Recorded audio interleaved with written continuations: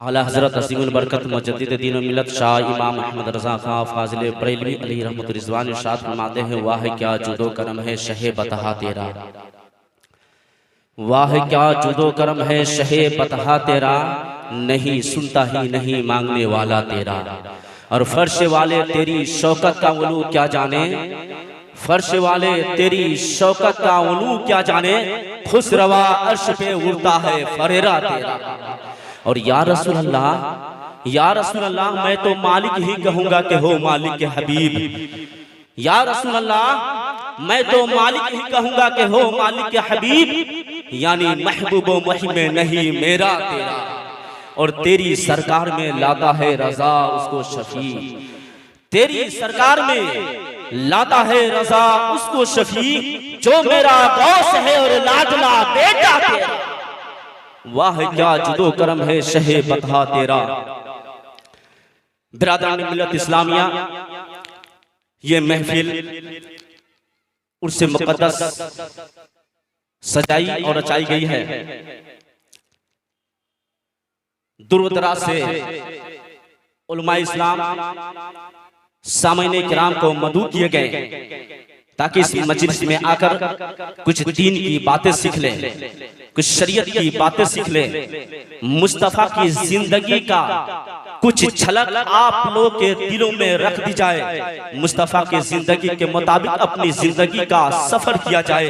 मुस्तफा अलैहिस्सलातु तस्लीम ने मक्का की सरजमीन पर जब पैदा हुए, कुछ लोगों ने ये कहा कि मजहब इस्लाम सिर्फ नमाज पढ़ने का नाम मजहब इस्लाम है।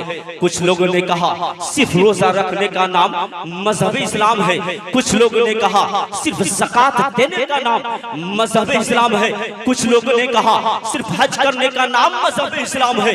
लेकिन जिसने मजहब इस्लाम को करीब से देखा है, मजहब इस्लाम को समझा है, समझने के बाद ये कहा कि मक्का की सरजमीन पर मुस्तफा जब पैदा हुए, मुस्तफा अलैहिस्सलातु तस्लीम की ज़ाहिरी जिंदगी 63 साल की जिंदगी थी।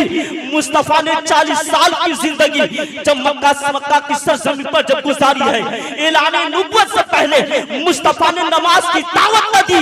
मुस्तफा ऐलान नबुव्वत से पहले मुस्तफा यही सबक देते रहे, और मुस्तफा यही सबक देते रहे। मुस्तफा हमें ये सिखाते रहे माँ का एहतराम किस तरह किया जाए, बाप की इज्जत किस तरह की जाएगी, समाज में मुआशरा में तुम्हारा कैरेक्टर कैसा होना चाहिए, तुम्हारी इज्जत कैसी होनी चाहिए, बड़ों की इज्जत कैसे करोगे, छोटों पर शफकत कैसे करोगे, माँ बाप के साथ उसने सलूक कैसे करोगे। मेरे मुस्तफा ने ये बताया, मेरे मुस्तफा का किरदार बताता है, मेरे मुस्तफा का कैरेक्टर बताता है। जब बरेली की सरजमीन से पुकारकर अहमद रजा खां फाज़िल बरेलवी अलैहि रहमतुर रिज़वान साथ फरमाते हैं, सबसे आला हुआ हमारा नबी, सबसे पहला हुआ हमारा नबी, अपने मौला का प्यारा हमारा नबी, दोनों आलम का दूल्हा हमारा नबी, और सारे चमक वाले उजलों में चमका किए, अंधे शीशों में चमका हमारा।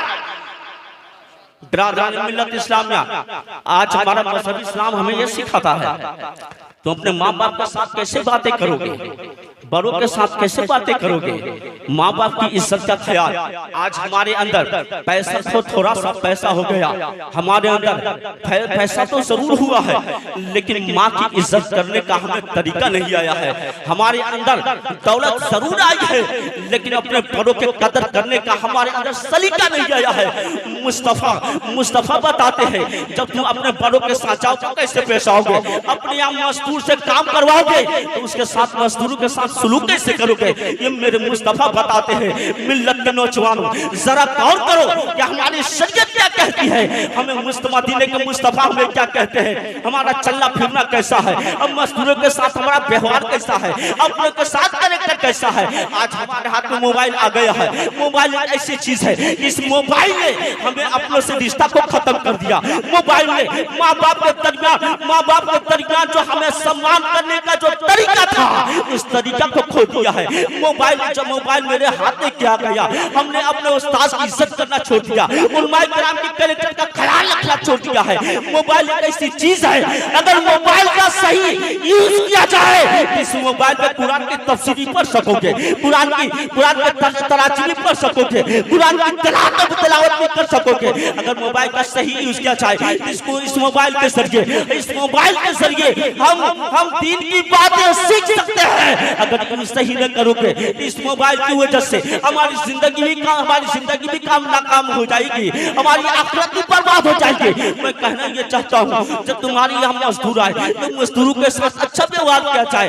आज माशरा में क्या है, जब मजदूर आता है, जब हमारे यहाँ मजदूर आ गए हैं, दिन भर बेचारा ने पसीना बहाकर मेहनत की है, जब जाने का वक्त आता है पसीना बहाते हुए मालिक के पास पहुंचा, मालिक से कहता है कि मुझे मजदूरी दे दी जाए।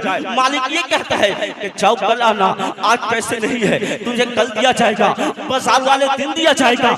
याद रखो, तुम्हें याद होना चाहिए कि शायद मजदूर अपने घर से ये क्या कराया हो। जब मजदूर अपने घर से निकला हो, छोटे छोटे बच्चे कहे होंगे तो मेरे बाबा जान, तो मेरे अब्बा हुजूर, आप जा रहे हैं, घर में खाने के लिए सामान नहीं है, राशन का इंतजाम नहीं है, ठंडी का मौसम जरूर है, लेकिन जिससे पर लिबास नहीं है। मैं जाने वालों से मैं कहना चाहता हूँ, वो नौजवानों, महफिल मिला छोड़कर मत जाओ, सीरत मुस्तफा छोड़कर मत जाओ, वरना याद रखना तुम्हारी जमाने मिली है मुस्तफा के कदमों की बरकत की वजह से मिली है। तुम्हारा घर आबाद है मुस्तफा के कदमों की बरकत से आबाद है। याद रखो, मेरे मुस्तफा ने बताया, और क्यों न हो, इसलिए कि आला हज़रत फरमाते हैं, ज़मीनो समा तुम्हारे लिए, मक्कीनो मक्का तुम्हारे लिए, जुनियो चुना तुम्हारे लिए, बने तो जहां तुम्हारे लिए, आए तुम्हारे लिए, उठे भी वहां तुम्हारे। बिरादरान मिल्लत इस्लामिया, मुस्तफा फरमाते हैं, जब गरीबों के साथ, जब मजदूरों के साथ तुम्हारा व्यवहार कैसा होना चाहिए। थोड़ी देर की गुफ्तगू और समाप्त कर लेते 4-5 मिनट की बस, उसके बाद नकीब आज़म हिंदुस्तान के हाथ में ये माइक होगा, जैसा चाहेंगे फिर आगे चलाएंगे। मजदूरों के साथ आका फरमाते हैं, पता है मजदूर हमारे यहाँ जब आता है तो मजदूर को हम जैसे तैसे कहकर घर से भगा देते हैं, टाल दिया जाता है कि तुम जाओ, आज पैसा नहीं दिया जाएगा, कल पैसा दिया जाएगा। मुस्तफा कहते हैं कि मजदूरों को पैसा उस वक्त दे दिया जाए, मजदूरी उस वक्त दी जाए, उसके पसीना सूखने से पहले मजदूरी दे दी जाए। मुस्तफा की बारगाह में एक मजदूर आता है, जैसे मजदूर आया है, मुस्तफा उठकर उसका एहतराम करते हैं। जैसे मुस्तफा ने हाथ उठाया, उस मजदूर ने अपने दोनों हाथों को छुपा लेता है।